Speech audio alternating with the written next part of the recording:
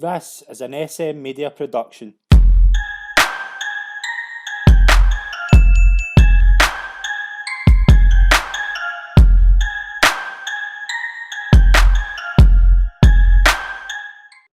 Yeah, and what was it kind of like? Obviously we'll touch on the Webster ruling, but Wigan signed you, Paul Jewell signed you for Wigan. What was your kind of first interactions with him, and how excited were you to go down south? Yeah, I'd obviously met him previously to kind of signing, just outlaid his plans for what he thought the future would hold.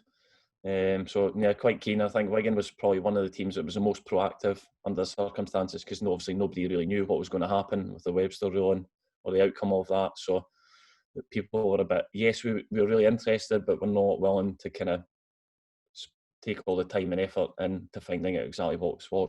So no, I think that getting an opportunity to go to the English Premiership for any kind of young aspiring Scottish football player was a great opportunity for me. Mm-hmm. And just to kind of touch on the Webster ruling quickly, like, because it's very difficult to follow it. But what was it? What did it kind of involve? Like, was it because you had left a year before your contract was up? I think the easiest way to explain it was that I'd signed a 4-year deal at the football club. I was 3 years into that 4-year deal. I was under the age of 28, which meant after that 3-year period, I could leave the football club under certain criteria, which was basically how the club, where I was when I started at the football club, so part-time footballer, to how I was when I left. Obviously included like your salary in the last year of your contract and sort of compensation from that aspect of it.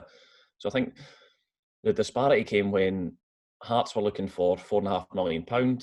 That was their kind of fee, because they thought, well, I was of similar stature and quality to players who came at that value.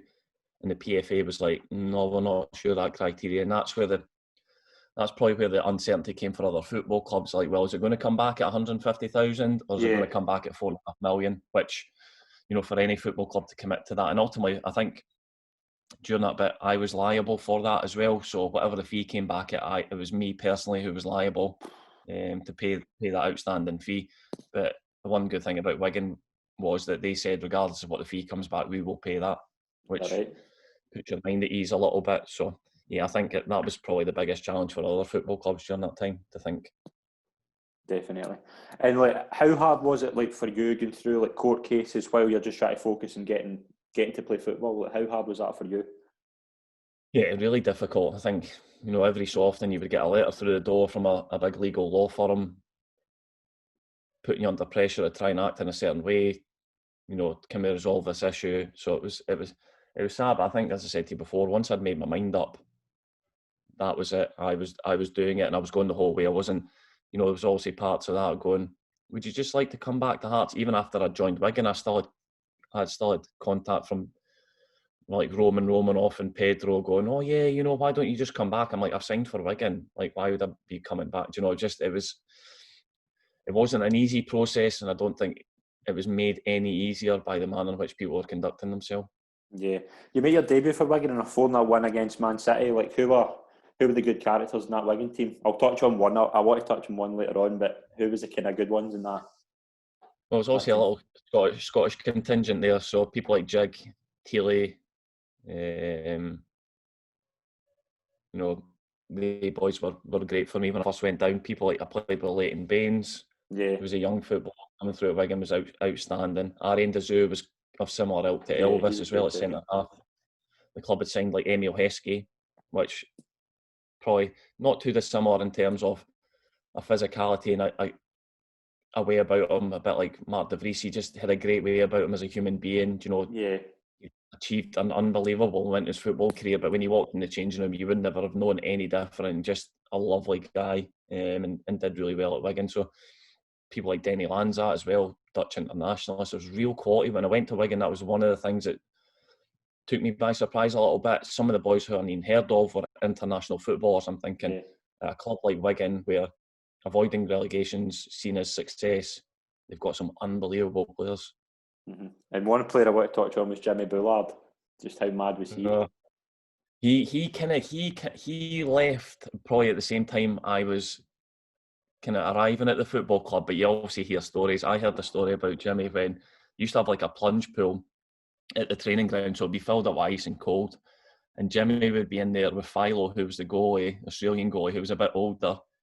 And so Jimmy would be talking to Philo, having a conversation with him. And then Jimmy would climb out of the plunge pool and say to Philo, "By the way, I've just peed in there." So, I think like Jimmy used to he used to take people's gear out to training and dress the mannequins up and put them in the middle of the pitch. And I think people used to chase him about the training ground and stuff. It'd be 101 jigs probably. Lee McCullough's probably the man for all the stories with Jimmy as well. I met Jimmy a couple of times when we played Fulham and stuff, and him and Jig got on really well. But yeah, a great character. How good was Jig as well? Like, obviously you played with Jig at Rangers, but how good was he when you went down there? Oh, he was excellent at Wigan. Like, he was generally, sometimes the manager played him wide left. His physicality, his ability in the air, quality on the ball, he was very good at Wigan. Somebody I was highly impressed with, and a great team player again. Just worked really hard for the team. But he was outstanding. He was at a very high level during that period. Yeah, and you only played 4 times at Wigan. Like, what kind of happened? Like, what was it kind of? Yeah, the initial bit when I first went, I'd obviously missed pre-season. Yeah. So it took me a lot of time to get up to speed.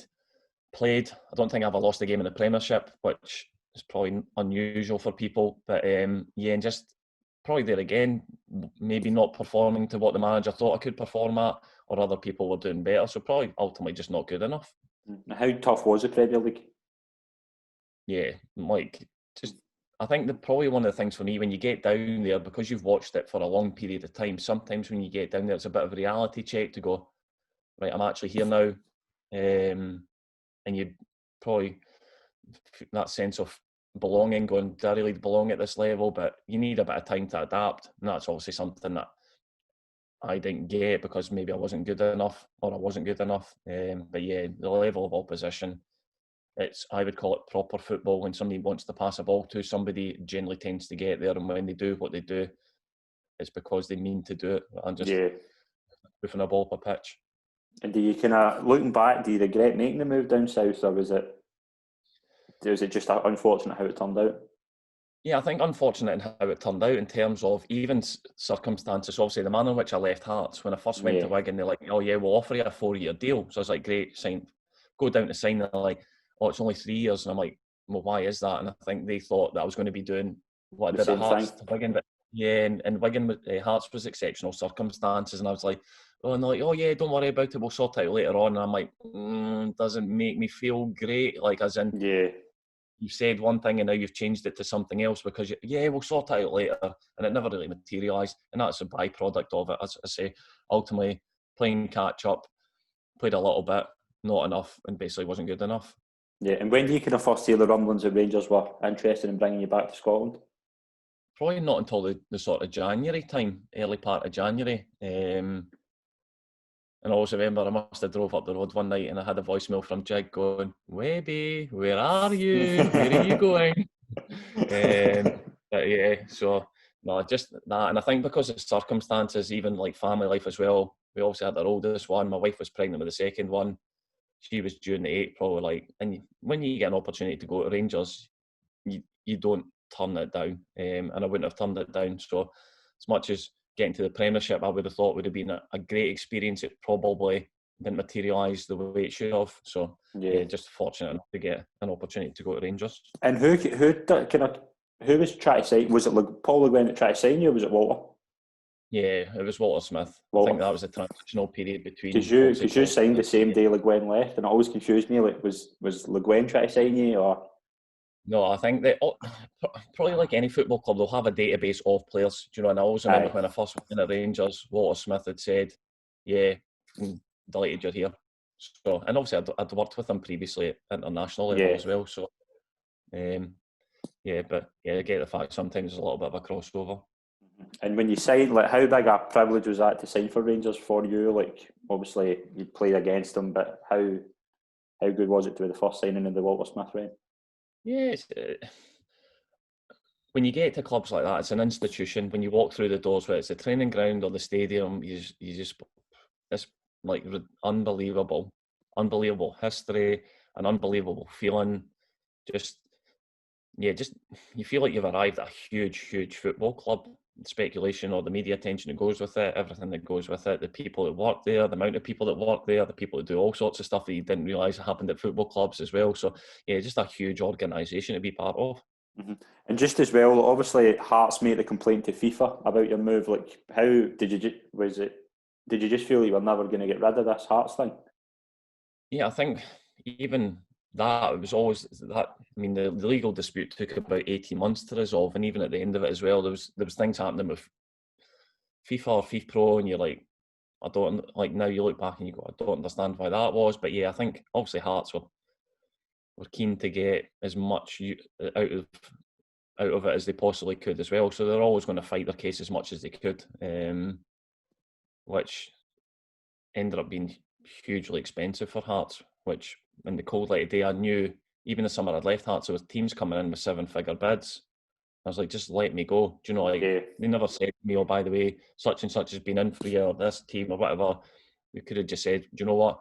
We'll just accept that fee. You go your way, we'll go ours. Thanks very much. But that's why I'll say the road I went down, I had to go down because I didn't feel there's any other viable options. Mm-hmm. In your first training session at Rangers, you pick up an injury, and you're out for the season. Just how hard was that for you? Yeah, just not a good start. Just What went to block happened? a shot. Just went to block a shot, and the way the ball caught me on the end of my foot just tweaked my knee, and just I think the initial diagnosis of it as well wasn't accurate. So it took a longer period of time to get the right treatment that I needed, which didn't help me either. I think I'd done that at the start of January. It wasn't until the end of February that I actually go for a knee operation. And I think I ended up being on the bench for the last game of the season as well. So there's a sort of 3 or 4 month period of not playing football, which for any football is not great, but a massive club like Rangers is not ideal. Yeah, and like Davy Weir signed at the same time as you. Like, did you think? I know a lot of fans thought that you and him would be the future partnership at the back. Like, were you kind of looking forward to playing with Davy when he signed? Yeah, and as probably touched on a bit earlier with Elvis as well, probably 2 players that I would look at and go, yes, Elvis would be one and David Weir would be the Yeah. other. No question. Very similar ilk. Obviously, Big P's had an unbelievable and outstanding football career, played at the highest level and played at an unbelievable age as well. See, I don't think until you get a bit older, you appreciate how much sacrifice has to go into that to continue to do what Yeah, you do. Now, definitely. probably slightly easier when you're at Rangers because you're in that bit where your motivation's extremely high, the team's really successful, I get that fact, but every single day, how he conducted his professionalism on and off the park, couldn't speak highly enough of that. So I think, yeah, I suppose it's like anything at big football clubs like there's always going to be competition for places. Because I'd missed a period out, they also brought in people like Carlos, like Hugo Ekiog as well, God rest his soul. You Yeah. know, they brought in real pedigree and real quality as well, and this is the bit where you just find yourself slipping down the pecking order and you're like, right, I'm going to have to work unbelievably hard to try and get an opportunity. Mm-hmm. And also that Walter, Ali, and Kenny were the management team at the time. Just how good were they with you? Brilliant. I think that just, I think, I think Walter sometimes said he had to worry more about looking after the coaching staff with Coisty and Kenny than what he did the players and stuff, because they've just not that they did anything detrimental, but they would be away playing table tennis. They'd be like, we're having a coaches meeting. They two would be in the indoor having a ding dong battle with table tennis and stuff like that. Brilliant. But you know, the atmosphere was outstanding. Yeah, so no, I couldn't speak highly enough of the coaching staff at the club. Brilliant. And was your own always going to get extended to the 07-08 season? Was that always a plan?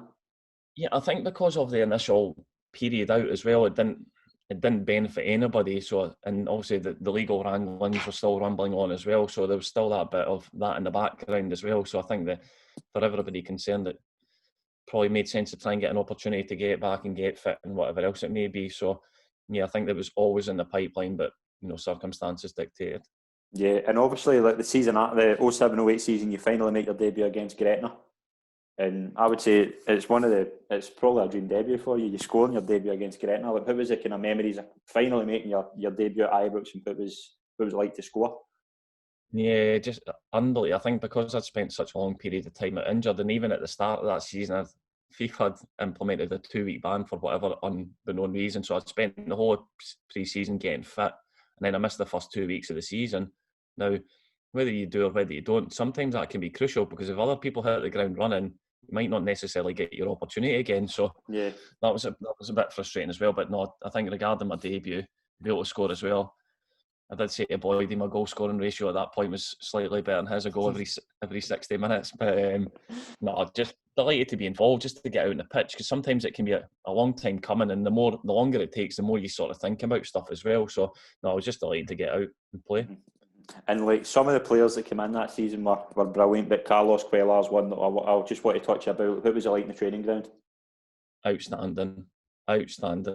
Like, ability to defend, his quality on the ball.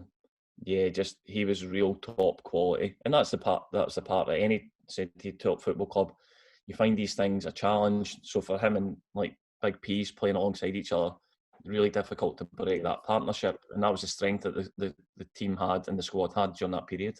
Mm-hmm. And who were the kind of good characters in that squad? Oh, it was loads of boys within that. Loads of boys, and I probably said to you about Darsh. Obviously, he joined the football club a bit later as well. And we just talked about like the time we played Bordeaux, and even when I first initially joined, like Dado was about. Yeah, He's a great guy.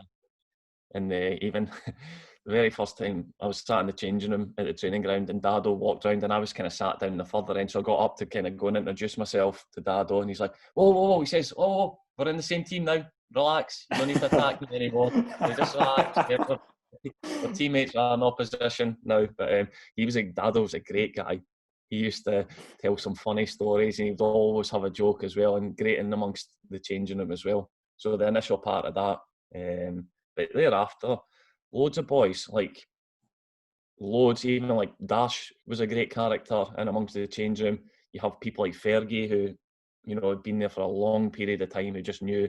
People like Jig had joined, Stephen Davis, Boydie, Broaders, Nazy, Kevin Thompson, Stephen Whittaker, just great. Nacho, just great boys. Yeah. Charlie was out as well, like just a great group of players. Even people like Sasa Papic, Brahim Hamdani, loads of boys. We just, the team camaraderie was brilliant. They never did I ever see anything where I thought, oh, there's like a chink in it anywhere. It was really strong, a really strong environment. Mm-hmm. And that season will be remembered for the UEFA Cup run. Like, what was that like as a team? Obviously, you weren't on the part, but how was it like just as an experience, just to see them do it and been around that dressing room? Yeah, unbelievable. Every time we went into a game, probably like, oh, we're going to get beat. I think it was at Werder Bremen in one of the rounds. Yeah. Is that right? And Griggsy was unbelievable that night. The amount of saves he pulled off. And then even the semi-final against Fiorentina, and you're like, people probably just expected Rangers to get put out at some stage, but the momentum and the belief that the team had was, it just took them through to the final, and even also the penalty shootout and Nacho scored and all that type of stuff. It just seemed to be as if that was going to happen. So just, I think one of the things off the back of that season was so intense. The amount of games that Rangers played in that season, because obviously it had all the league, all the domestic stuff, Champions League qualifiers, Champions League group stages, and then having to go into the sort of UEFA Cup off the back of that was a really intense period of time for the players, but one in which they all excelled in. Yeah, but was that hard for you because of how many games they played, and like there was opportunities there for you to play, and was it just hard for you not to be able to play? I think the hard bit for me is obviously when I suffered my initial injury and I missed the rest of that season. I came back, was involved a little bit. Even after making my debut, there was an international break after, and Walter Smith said to me, "We've got a bounce game down at Ayr, go and play in that game." I was like, okay. And I remember I was taking the ball out from the back, and one of the strikers lunged in, and I ended up out for 6 weeks with damaged ankle ligaments. I'm like, not great. And then on the process of returning from that, I slipped in training one day, so I had another knee operation. So within 10, 11 months, I'd already had 2 knee operations and a damaged ankle ligament. So when I came back from that, my second knee operation, I was doing stuff with a sports scientist at the time in the gym. I was like, oh, I feel my stomach a little bit. I was like, when people have like hernia operations and whatever else, I was like, that doesn't feel comfortable. But the medical team at the time had thought, because I'd been through such a period of being out injured and having operations and stuff, they're like, we'll see if we can get you through to the summer. Yeah. Which that sort of January to the summer would have been that cup run in the UEFA Cup. But I was never in a position. I was in a lot of pain on a regular basis that I would never have been able to function on the football pitch. Yeah. So in the cold light of day, the first 18 months, apart from that one game against Gretna, was a really difficult period where I wasn't playing because obviously I wasn't good enough, or two, I was out injured, which doesn't help anybody. And obviously, when Rangers signed you permanently the summer after, like, did it help you mentally that Rangers had the faith in you, like, that you would recover, and they were giving you a kind of chance to kickstart your career? You always want, like anybody in any walk of life, you want to have that faith from your employers, and I think that they'd realised the circumstances that I'd been in and whatever else. I think that it was a sort of welcome relief to be able to just sometimes, it's like to be able to have that sort of stability in your life as well and focus a bit more on the football side of things. And during that period as well, obviously all the legal stuff had came ahead as well, so that was one less thing I kind of concern myself with. So you just like to sort of fully focus on the football again. So yeah, it was a nice kind of feeling to go, right, just make sure that you're right for football. Brilliant. And obviously when you kind of get back to some sort of fitness and you get sent out and going to Bristol City, was that just to get some games under your belt? Yeah, and obviously I knew Lee Johnson at the time because I played with him previously, and his dad Gary was the manager at Bristol. And like, oh, we'd love to sign you. We'd really like to sign you. I was like, I'm not signing permanently, because I says you don't get an opportunity to get to Rangers and having not played, give up that opportunity without trying the best. So I went to Bristol City. I think I played more in the first week than what I had done the previous 18 months, which I thought was great. Yeah. And then things didn't really work out there for one reason or another, and then I ended up back at the football club in the January. You obviously come back after Christmas and you pick up another injury. Did you just wonder as if like you were ever going to get going at Ibrox? Yeah, I think you do contemplate these things as well, but I think you just have to kind of get on with these things. You just get in something you've experienced previously, you can get through it, and it's one of those tough scenarios that it's not pleasant, but I'm afraid it's part and parcel of being a footballer. Yeah, and obviously that season you don't play again, but the season after you go and Craig Levein takes you back to the Dundee United and loan. Were you really excited to make that move and reunite with Craig Levein? I think one of the biggest issues or factors I had to take into consideration during that period was going somewhere that I knew that somebody knew me. So going to Bristol City, I'd never played in the English Championship. I thought, yes, it's a great level, but I was nowhere near that level because I'd spent the previous 18 months out not playing football. So looking back now in hindsight, if I'd gone to somewhere like a Dundee United first and foremost to find my feet again, things might have worked out differently. So you learn from your experiences. So to get to go and play for a manager that I'd worked with previously, who had an understanding of me as well, and even when I first went to Dundee United, allowed me a period of time of settling in, finding my feet, building my fitness up. I didn't train every day. Some days I didn't train on a Friday and I just played on a Saturday. So he allowed me that period, because I don't think you might get that at other football clubs, that understanding. So that definitely benefited me. And like, it was a good Dundee United team that season. Like the likes of Goodwillie, Conway were in it. But who were the kind of ones that stood out to you that were when you went in there? Yeah, I think generally probably not too dissimilar to how Hearts were. They functioned as a team. Craig Levein had brought in players from lower leagues, players that never heard of, like Margaro Gomez, Prince Boabin, John Daly. Like players who maybe go, I've not heard, but like as a team, Paul Dixon obviously played in that team as well. He ended up playing international football as well. Sean Dillon was consistent when he played. So we had it. We functioned. Danny Swanson was excellent as well. Goody and Dinty had a great partnership up front. So no, we had a really high level of quality of team there. Yeah, and was it good just to be back playing? You could obviously start really well, but was it good just to be back playing? And who was good to play alongside? Yeah, I played alongside people like Darren Dodge, who'd obviously had the experience over years of playing at that level, and Gary Kenneth as well, who was a younger player at the time, who probably something I would look to try and help, a bit like maybe how Elvis had helped me a little bit, try and guide him in the right direction. He obviously went on to play international football as well, so it just shows you the level that team was operating at for people to get that recognition. And Craig Levein goes to take the Scotland job. Like, did you just feel as if Craig Levein was, you weren't getting that much long, he would go and take a job every day. But when Craig Levein left, obviously Peter Houston took the manager's job. Like, how important was that for the team that Peter stayed on and get promoted up to manager? We needed a bit of stability, and I remember Houston was kind of stuck between being the assistant manager and being the manager. And I always remember when we went back with Dundee United to Ibrox, and obviously Boydie scored all the goals that night. That was probably the defining factor for Houston, where he's like, no, I need to do what I was doing previously. It's been there's a bit of uncertainty, so that was a bit, as much as that was an unpleasant evening for Dundee United, it was probably give the team clarity, and obviously Houston getting the job off the back of that and just settling things down a little bit. Yeah, and you touched on there, like, just how good it was, like, to have that stability. But you were playing great, and you would have been a great season. Did you feel fit, and did you feel mentally good, like that you were getting back there?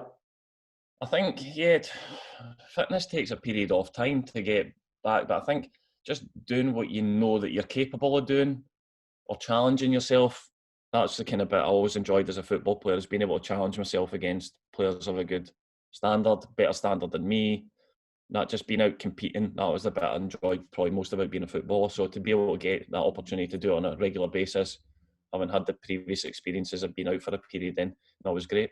Yeah, and your memories of that season, like, obviously you get recalled to the Scotland team. Like, how good was that? Yeah, it was. I think that period as well, because touched on the initial part of my football career, I had quite a lot of success and even a lot of caps at international level by a relatively young age as well. So I was always desperate to get to 25 caps. And I'd been stuck in the early 20s for a period of time. So to be able to get back involved, and I think sometimes when you've missed something for a period, definitely appreciated a lot more being able to, when I was back involved. Sometimes you maybe take things for granted because that's just the process and the path that you're on. That you always play for your club and you always play for your country, and you don't know any different. But for me, I definitely knew differently. Yeah. So it was something I didn't take for granted. What was the kind of memories of that cup run? Obviously, we'll touch on the final later on, but what was the kind of memories of that cup run getting to the final? I think obviously things like playing St Johnstone, the replay against Rangers was massive. Just probably sometimes when you think that the stars are aligned, it's probably like Rangers in the UEFA Cup run, you need people to excel. You need a little bit of luck, and you need your team to be functioning at a high level. So no, we were fortunate enough to be able to do what we needed to do in any cup competition. It's only 90 minutes long, so sometimes you don't always have to be the best team going into it, but you just need to perform on the night. So no, we managed to do that, which was great. And what's the memories of the final against Ross County? 3-0 win, you get to lift the trophy as captain. What was the memories? Yeah, I think I watched the game back a while after, and it was a dreadful game of football, but I think nobody really cares, do they? So no, I think it was probably a defining factor for me. It was probably a defining season, because obviously if things hadn't probably potentially worked out the way they had, and things might not transpired elsewhere. So I think that, just that, what it's like as a young football player. You watch the Scottish Cup, you see people lifting trophies, you go, yes, I'd love to be able to do that one day. And I was really fortunate enough that I was able to lift it with Lee Bilkey as well, because he'd obviously suffered a terrible time injury. So I'd always planned in the back of my mind that we would lift the trophy together, but I just never said too much to anybody because I didn't want to tempt fate. So before the cup final, I'd said to Big Streaky, I was like, if we win, I'd love it if we could both go up together and do that. And Streaky's a great guy as well, and he's like, no, I was like, no, please. I says, I wouldn't feel right if we didn't do it together. So no, it was a fitting tribute to him as well. Brilliant. And obviously, like, you get nominated in the team of the year that season. Like, did you have an option to stay at Dundee United, or were you desperate to get back to Ibrox now that you'd had a good season under your belt and you were getting fit? I think that I think Dundee United would have been keen for me to stay on. I think circumstances at the time, obviously, even for me to go to Dundee United, I had to sacrifice quite a bit in terms of finance to get there. Obviously, Dundee United had to sacrifice quite a bit in terms of finance to get me there as well. So, no, I think it was a mutual benefit. But always in the back of my mind, as I said to you as well before, with Bristol City scenario, that I hadn't really had that full opportunity to try and stake a claim for being in the team as well. So I always had that in the back of my mind as well.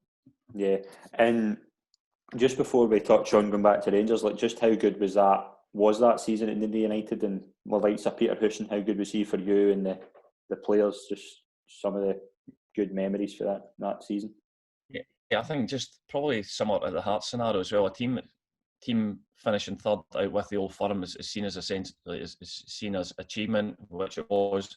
To say the team probably excelled more than maybe what people expected, and to culminate that, I think Dundee United have only ever won the Scottish Cup twice. So Yeah, if you think back to the successful period they've had in their history as well, that's probably quite a surprising factor. So for that group to be part of that success was it will, I'm sure it'll live long in the memory. brilliant. And obviously, you go back to Rangers, and what kind of happens after that? Do you go back full of confidence?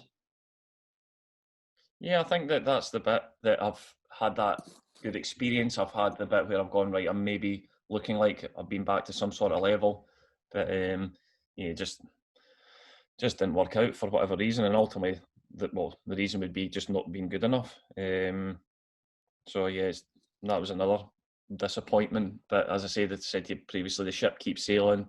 The club recruits, they have to be successful. They're not too worried about one individual who's maybe not had any contribution to it in the process. So they just say, how can we put a team on the pitch that's going to be successful?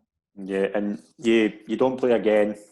You played two more times. You played two times for Rangers after that. The game against Dunfermline in the League Cup, and the game in January against Inverness. But how did it come about that your kind of contract was terminated? Just talk us through I that think that day. ultimately, yeah, I think ultimately at the end of that sort of transfer window as well, just not being good enough, and just sometimes you just have to be accepting of the fact, which from my perspective was really difficult, because ultimately, I suppose like any human being, when you've come up short and you've not been good enough to do what you would have liked to have done, then that's kind of a difficult scenario. But that's one that I faced, or I had to face, and then just the circumstances didn't work out. The club was moving in a different direction, which was absolutely fine, accepting that fact as well, and rightly so.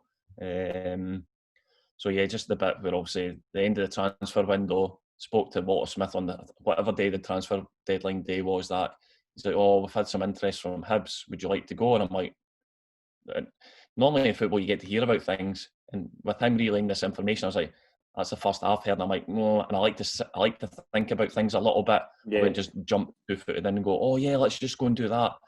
So I think the circumstances, the club says, like, listen, we'll release you from your contract and you're free to do what you'd like to do off the back of that. So that was how I managed to sign for Hearts out with the transfer window. and like, obviously you've said before, you look back on your time at Rangers as bittersweet. Like, just do you look back? Is that right? Do you look back like bittersweet, or do you just look back at it as if like what could have been?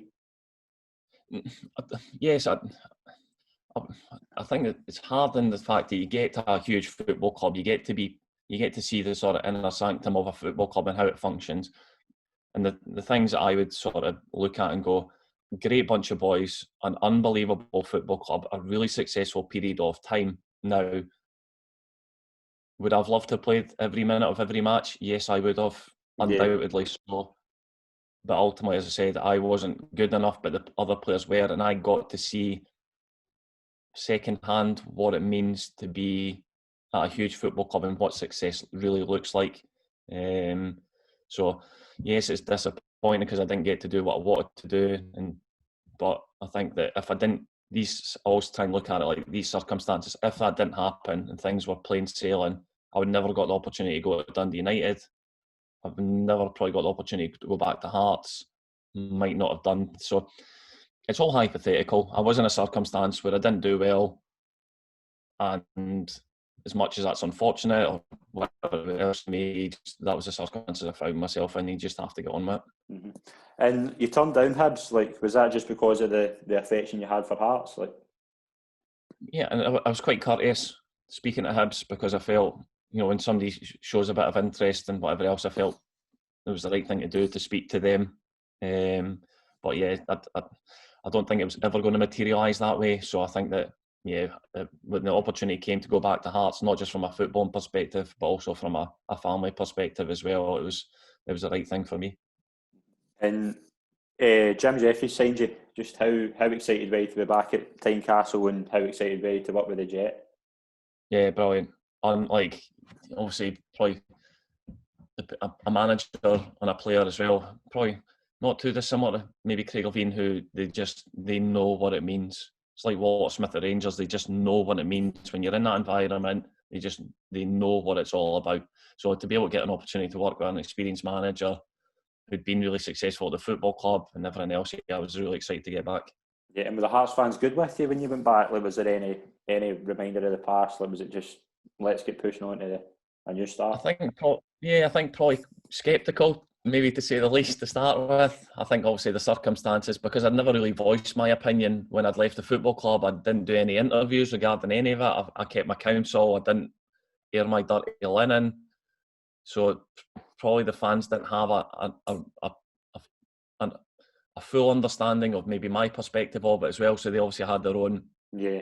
They'd made up their own views and stuff. So it was probably not that I really give it too much thought, but it was probably quite a difficult time because fans maybe not accepting of the fact that the manner in which I left and now I was back. Yeah, you're 3 games into your second spell at Hearts and you pick up another injury. Like, did you just feel as if your injury luck was there forever? Yeah, I think you just have to, as much as you have these difficult scenarios, you just have to persevere, because ultimately, if you want to get to the end of something, I think the bit with that, even I think I can remember the season after, and we went back to Ibrox and I had to come off the pitch after about 5 or 6 minutes. And I remember the week leading up to that, I was like, I could start to feel, I used to get like abductor pain or muscle spasms in my abductors and stuff. And I could feel that in the week building up to going back to Ibrox. But because I'd been at Rangers and hadn't done particularly well, I was desperate to go back and kind of showcase my talents. And then obviously I think Nazy went to running behind and I was like, oh, so probably the lowest point of my football career would have been walking off the pitch that day at Ibrox, because people have a perception of you as a human being or as a footballer. You want to go back and maybe prove people wrong, because that's the joys of being a footballer. You're always having to do that, and to have to walk off that pitch at the early part of that game, I was like, "Boy, this is as low as it gets." So off the back of that, really kind of contemplating stuff, going, "Is this really worthwhile or is it not?" Yeah. But the bit where you go, "No, I want to be a footballer and I'll persevere." So yeah, I found that quite challenging, that period. Brilliant. But you get back, you do recover from that, and you get back in the team and have a good run, and you finish third. Like, what was the thoughts going into the next season? Yeah, just to build on that, I think obviously the ownership of the football club was still the same in which I'd left, but there was maybe less of an influence now as well. There was more emphasis on the people who worked at the club in Scotland rather than maybe the sort of Lithuanian contingent. So no, I was just trying to progress, because I think before I joined Hearts as well, they had an unbelievable successful period. Like people like Big Kevin Kyle and Stephen Elliott, boys like that, they had an unbelievable run. So they probably start to pick and show that momentum as well. And I think when you get that, you always look to build on it. Yeah. What was your kind of the game I want to touch on just before we touch on what happens after that was the game against Tottenham, like 5-0. What was the memories of that game and who was good in that team? They were all good. I think they had about 12 players on the pitch at the time. They were unbelievable. Like, just their movement, their fluidity, how they passed the ball, just real top quality. And when you look around, you got people like Modric, Bale, I'm sure Van der Vaart was there. Like, just top. That's what I mean. When you challenge yourself against the best, you look around and they do stuff where you go, they make you, like as a defender, they drag you into areas where you don't want to go. You're getting dragged in that area, going, I know I shouldn't be going in here, but I'm going in here. I don't know why, but I am. And they were a like high performing team. Yeah, and Jim Jeffries has removed the Romanoff. Like, again, what happens? Probably similar to maybe like George Burley. Probably a bit of a power struggle. Jim Jeffries would want to do stuff, because also Jim Jeffries is an older, experienced manager who would maybe have a lot of control at the football club as well. So I think it's just one of those things that you probably never really get to the bottom of, but you can have a guess that probably a bit of a power struggle. You get memories of Jim Jeffries, like just how ruthless he was in the dressing room. Yeah, because obviously Lockie was part of the coaching staff as well, and he worked with Jim and Billy for a long period of time. So yeah, you would always hear stories. Lockie would always tell you, and obviously the further back you go, the more old school it was, and the more you hear interesting stories. And Paulo Sergio gets the job. Like, what was the thinking of that? How did you feel when when you first met him? Yeah, good. He had a different mindset. He brought a different mentality to the football club. He was quite methodical in his approach to training and how he functioned and stuff, and a different way for probably a lot of us how we worked previously. But no, great to get that sort of different perspective on football. Mm-hmm. And who were the good characters and players in that Hearts team? Obviously, Rudy was back. Marius, God rest his soul as well. Just great boys. People like Ryan Stevenson, Jamie Hamill, probably down from your neck of the woods. Just like great boys Edgar Jonsson, boys who just enjoyed their company. Being around Danny Granger, Andrew Driver, Stephen Elliott, all these boys, just great boys who all wanted to do well for each other, which was brilliant. And I just want to touch on Marius Aliuk, because obviously tragic news over the past few weeks, but how good was he to play alongside? Brilliant. Marius was probably the opposite of me. I was quite an intense player, whereas Marius was a lot more relaxed about stuff. So we probably worked quite well together. I enjoyed playing with Marius. He was a very good defender. He had quality in the ball. He spent a long period of time at Hearts as well. He was captain of the football club. He knew what it meant. He just had a nice way about him with people as well. As I say, he was quite relaxed in most situations, whereas I was the opposite. I was always quite intense with stuff. So we probably worked quite well together. So no, I really enjoyed playing with Marius, and it's tragic news what's happened to him. It's hugely disappointing for everybody. Yeah, definitely. And when do you kind of get the first feelings about the financial problems that was going on behind the scenes? I think we spent a period, obviously 2 months without having been paid, and getting the PFA involved, and people really starting to worry when you speak to the people in the office as well, just how bad the picture was. You get that horrible feeling within you going, well, this doesn't feel... I mean, obviously, you always hear murmurings in football of clubs in financial difficulty, but this was at the forefront. And not just for the players as well, for the members of the staff, backroom staff, office staff. It was a horrible period of time. But was it like the saving grace? Was the saving grace of that season the cup run? Like obviously beating Celtic in the semi-final will be good, but was that helping you personally just get through? Like was you just focusing getting on the pitch and getting good results? Yeah, I think that's the bit you can only control. I think from a club's point of view, the more you get through in the cup, the more finance the club generates as well. So probably had a knock-on effect as well. But I think from a footballing perspective, you can only concentrate on the bit on the pitch. That's ultimately what your job is. Definitely. And you obviously reached the final. You got up against Hibs. Like, what was the thoughts going into the game?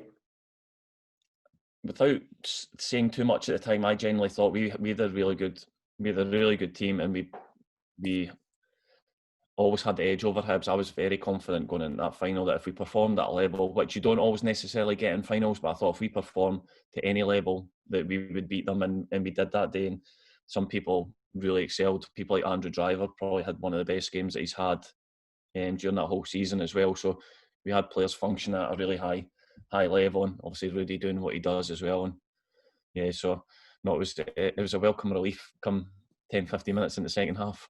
And you won 5-1. Like, would that be one of the best games you've ever played in? Yeah, I think so. Just because of the stature of it, Hibs hadn't won the Scottish Cup for over 100 years. It was an Edinburgh derby. I don't know if there has been an Edinburgh derby in a Scottish Cup final. Ultimately, probably from a defensive point of view, one of these things that you don't want to lose, because it would probably be one of these stigmas that's always attached to you. Yeah. So winning it, it'll live long in the memory. Brilliant. And obviously later on, just before you leave Hearts, obviously there's still the financial issues as well. Were you keen to stay, or were you keen to explore other options too? I think when obviously Lockie was the manager at the time, and just keen for me to stay, I would have been keen to stay as well. But just that real uncertainty at the football club, I think probably one of the things I touched on recently with somebody is, if I knew what I knew now, I would have just stayed. Because the club meant so much to me, I would have just did what was ever necessary to help and get by. But yeah, so I think it was just real uncertainty surrounding the football club, which made decision making really difficult. Mm-hmm. And how do you look back in your second spell at Hearts? Just the same as the first one, just brilliant. Yeah, just loved it. I think, as I said, when you spend a period of time out and you don't get to do what you love doing, when you get the flip side of that and you do get back and do what you love doing, you appreciate a lot more. And obviously, love my first time at Hearts. Was really fortunate enough to get a second opportunity to go back as well. So thoroughly enjoyed it. Enjoyed playing in the team. Enjoyed the group of players that we had, the management, and so yeah, just and probably ultimately grateful for being allowed. We're fortunate enough to get the opportunity again. Brilliant. And obviously, you go on to Coventry. Was how happy were you to reunite with Elvis? Yeah, great. Just probably one of the him and obviously Neil McFarlane were the coaching staff there, and just get the opportunity to work with them in a different setting. Obviously, I played with Elvis, and now he was my manager, but really astute, really knowledgeable about football. Probably the fittest I've been or had been in my entire football career. The intensity of the work there, which is probably something that I needed to build up my tolerance levels in terms of fitness. So, no, really grateful to be able to get that opportunity. And were you keen when you went down there to right the wrongs of Wigan? Like, just were you keen to just prove your point in English football? Yeah, and don't get me wrong, I would have been playing in League One with Coventry and not the English Premiership with Wigan, but yeah, just getting an opportunity, different way of life. We moved down, we lived in Warwick, it was great for us, it was great for the kids. Me and my wife thoroughly enjoyed our way of life out with football. I was always concerned that as long as the family was settled, didn't really bother too much Yeah. if the football wasn't going overly well, because I'd been through enough rubbish in my career that I could deal with these types of things as well. So if you didn't play well or the team performed badly, you can handle that. But one thing I will say about Coventry, in the first 3 or 4 months, that was an unbelievable team. It was probably the one period of the latter stages of my career where I can look back over a concerted period of time and say I've thoroughly enjoyed that 3 or 4 months. We had a consistent team, and the team had started really a 10-point deficit Yeah, for being in that's right. Yeah. administration, what it was. But I think within 2 or 3 months, they were sitting in the top six in the league. And if they hadn't had that 10-point deficit, they would have been near the top. There were some top players in that team. Yeah, who were the good kind of characters down there when you were there? Who was like John Fleck was one I want to touch on, but just how good were the characters? Yeah, so like people like Carl Baker was the captain of the football club. He was a leader, which was great. We had Joe Murphy, the goalie, who was so consistent. His performances was excellent.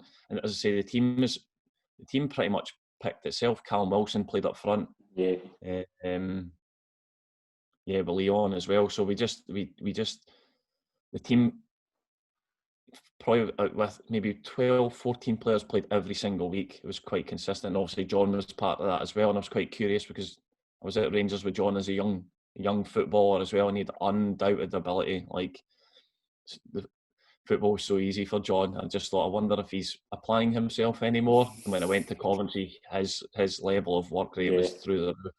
His ability with the ball was never in question, but his work rate off the ball was outstanding, and obviously he's going to have an unbelievable career and getting all the adulation that he deserves, and being rightly involved with Scotland and playing at Sheffield United weekly, because he is a top player. yeah, definitely. See, for you, like playing 2 games a week, like did you find it hard, or did you feel quite good fitness wise? Yeah, I felt, as I say, because of the manner in which we trained at Coventry, it was intense all the time. So I Yeah, always felt fit and able. And I think over the 2 seasons, because I think when you spend a period of time out injured, you're always conscious of these things going. I think over the 2 seasons, averaged over like 40 games per season, which is probably quite a lot for being somebody who was between 31 and 33. But no, I felt fit, which was great. Something I enjoyed being, because obviously I've seen the other side of it. brilliant. And then after that, like Stephen, the season after, obviously Stephen gets sacked, and how gutted were you when he left? I think, yeah, because on a professional and a personal level as well, it's difficult. The team, I mean, I think he'd only signed a new 3 or 4 year contract maybe a few months previously as well. So the club obviously had belief, but everybody knows in football it's results driven. So yeah, that was a huge disappointment on a personal level, but also professional as well, because I think the group genuinely had a real belief in what he was doing and how he was trying to do stuff, and yeah, it was disappointing. Mm-hmm. And like Tony Mowbray comes in, like did you have any kind of dealings with him before he came into Coventry, and what was he like for you? No, I didn't. No, I never came across him previously, but he was brilliant when he came in. And I was curious to see how he worked because obviously he's been successful. He's been the Celtic manager, all these types of things as well. And because I was getting to the latter stages of my career, I was, I was just curious to see how coaches and managers function and what they do and how they do it, and coaching a team and setting up and that. So I feel like I learned quite a lot from him, probably more through the coaching side of it than the football side of it, which was great. Mm-hmm. And how do you look back on your time at Coventry? Like, was it a good time in your career? Yeah, I really enjoyed it. I really enjoyed family life. Was settled. We probably potentially might move back down there further in life Right. when our kids are all older and stuff. We really enjoyed the way of life.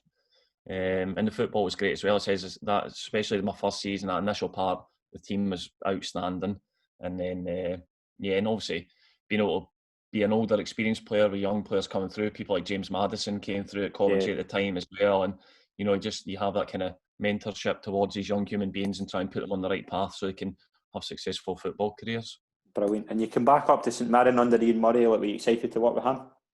Yeah, obviously I'd played with Nid previously at Rangers in Scotland as well, and just grateful when I came back up the road to be afforded the opportunity to come and train him with St Mirren as well. And obviously after a period of time, he's like, "Would you like to sign?" I was like, "Yeah, that'd be great."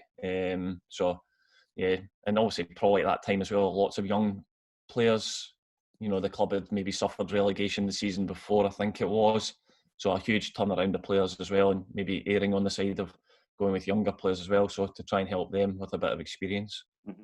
He doesn't have the best time, Ian Murray, and resigns. Like, were you surprised when that happened? Was that just due to results?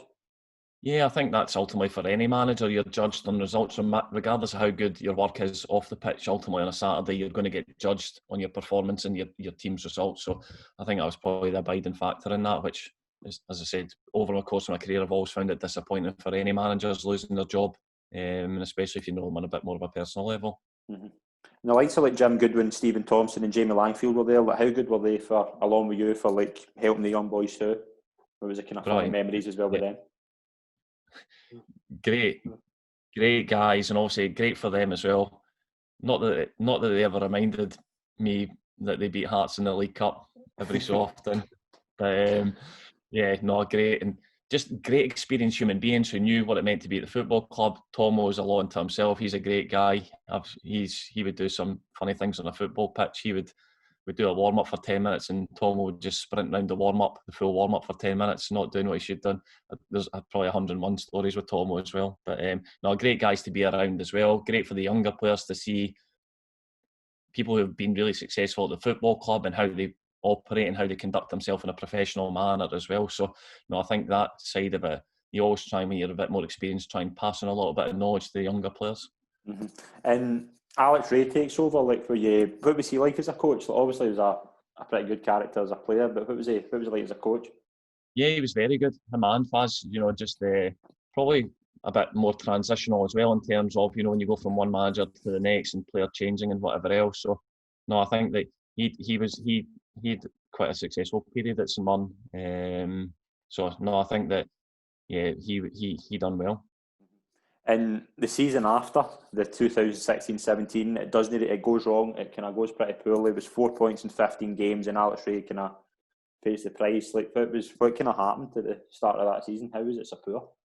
Yeah, I think sometimes it's really difficult to put your finger on these things. We didn't perform particularly well, and ultimately results determined. I suppose we probably had quite a young team at the time, young players who now are a bit more established. So, to give them that initial experience, sometimes you have to sacrifice a little bit, and obviously we did in terms of results, which doesn't ultimately help any manager. Yeah, and Jack Ross comes in and eventually gets it going. He's finished 7th. Like, how much credit does Jack Ross deserve for that, and how good was he? Yeah, he was outstanding. I think even the one thing about being slightly older, you look a little bit more at things, and I think the first 6 games we didn't win, but he maintained what he was doing. He was strong in his beliefs, and he knew that he would be able to turn it around. And I think the form that the team showed from when he came in to the end of the season, if they hadn't showed that form, I think we ultimately ended up avoiding relegation at Easter Road. I think we had to win at Easter Road, and I'm sure Stevie Mallon might have scored, if I can remember correctly. So we did to to turn that around was a huge testament, not just to obviously to Jack Ross, but to people like James Fowler as well, who was in. Yeah, and obviously like, at the end of that season, you don't sign a new contract and you stop playing. Like, did you want to still play, or were you kind of looking elsewhere, or were you just? Yeah, I thought, even for myself, for a long period of time, I thought, see if I get to 35, I'll be quite happy. And obviously, that season previous, I'd start to help out with the reserve squad at St Mirren as well, and I'd always kind of seen that as a future career path. I think sometimes when you get older, you just go, do you know what, I'm quite happy walking out the door on my own terms rather than maybe going and finding something that's maybe not the same as what you're used to and whatever else. So I was quite happy to finish when I did. Mm-hmm. How do you kind of look back in your playing career? Probably like most, could have been better, could have been a lot worse. Had some really unbelievable experiences, met some great people. Probably over the course of it, thoroughly enjoyed it. Had some challenges along the way, which hopefully, maybe not at the time, you can reflect on and gain from these experiences and pass on that knowledge to other people as well. So, yeah, I'm one that, yes, just delighted to have had the opportunity to play professional football for a period, because I think now, being on the coaching side, not everybody gets afforded that. So probably overriding feeling of being just grateful for it. Brilliant. And what was your kind of plans after football? Obviously, the season before I finished playing, I started studying. So I got like a bachelor's in sports and business management, which that was good for me in terms of my playing, because it took me from my playing career into my coaching career. So I did quite a smooth transition, which has been absolutely great for me. The coaching side of things, love that. Love trying to pass on my knowledge and experience to the younger players and give them the opportunity that I was afforded as well. And just continuing to learn as much as I possibly can. Brilliant. And what do you kind of do now? You're still at St Mirren. What do you kind of do? Is it the ambassador in coaching? Yeah, so I take the full-time players in the academy, and obviously because of the studying that I've done previously as well, I've been lucky enough to be involved in the foundation at St Mirren as well, which does unbelievable work. So off the back of that, they very kindly asked me to be an ambassador for them, which is great. Good for me to give a little bit back. Brilliant. And have you thought about kind of management? Yes, further down the line. I think I'm still trying to learn a little bit more. Certain aspects of the game and just kind of brush up on a few things, but I think further down the line I would definitely like the opportunity to. I know how difficult it is for managers to get their opportunity, and to also, when you do get your opportunity, you have to hit the ground running as well, so I'm quite wary of that. Brilliant. Are you alright closing with some quick fire questions? Yeah, go for it. Brilliant. Out of your whole career, who would you say was the best player you ever played with? Elvis. Was it still maintain that? Yeah. How good a leader was he? Like how good was he for you? Did he make you a better player? Yeah, his leadership qualities were outstanding. I said him and David Weir were very similar, but I think because my initial part of my career at Hearts, that education and bedding in and being a centre back was probably quite defining for me.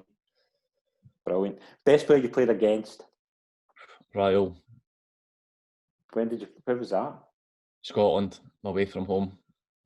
We were drawing 1-1 and somebody switched the floodlights on so we could get a draw, switched the floodlights off so we could get a draw. That's right, I remember that. But just different class. Oh, just his movement was ridiculous. Not quick, but just you would pop up something and you go, how did you get it? Just, yeah, real quality. Favourite away ground in your whole career? Easter Road. Was it just that atmosphere? Just for winning. Just, yeah, do you know when you just go into the Lions Den and you just you can win a game of football against somebody? So yeah, probably that from a Hearts perspective. Yeah, that's just the atmosphere, and obviously luckily enough to be at Ibrox and Celtic Park, just anywhere with a great atmosphere. Ultimately, brilliant. Interesting fact about yourself that nobody would know. I used to play cricket for Scotland when I was younger. Did you? Yes. You better at cricket or football? I had trials when I was younger, like 13, 14, with English county sides as well. So probably football took over, but probably up until I was like 15, 16, it was probably a fine balance between the two. Brilliant. Favourite film or TV show? Favourite film or TV show? Do you know what I'm watching at the minute? Sneaky Pete, Amazon Prime. Quite enjoying that. It's it's quite thought provoking. What else have I watched? Watched loads of box sets, but I watch it to switch my brain off rather than to engage with it. So Brilliant. And I don't really watch movies. Brilliant. Best friend in football? Ken McKenna. Still keep in touch, Just he was my best man at my wedding. Just from our first time at Hearts, just clicked. Just did everything together, on and off the pitch. So Does he still stay in Canada? I think he was in Germany for a period coaching. Right. Haven't spoken to him for a little while, but definitely during my football career, he would be the one person that I would go to. Brilliant. And finally, the best manager you played under? Different managers for different experiences. If I can give you at least 3: Craig Levein for the initial part of my football career, George Burley for that part at Hearts, and obviously Walter Smith, because he's Walter Smith and he's had unbelievable success, and just knows what it takes. Brilliant. Andy, it's been an absolute pleasure to be on the show, mate. Thanks very much for doing it. I've thoroughly enjoyed it. Thank you very much. Cheers, mate. Yeah. Cheers.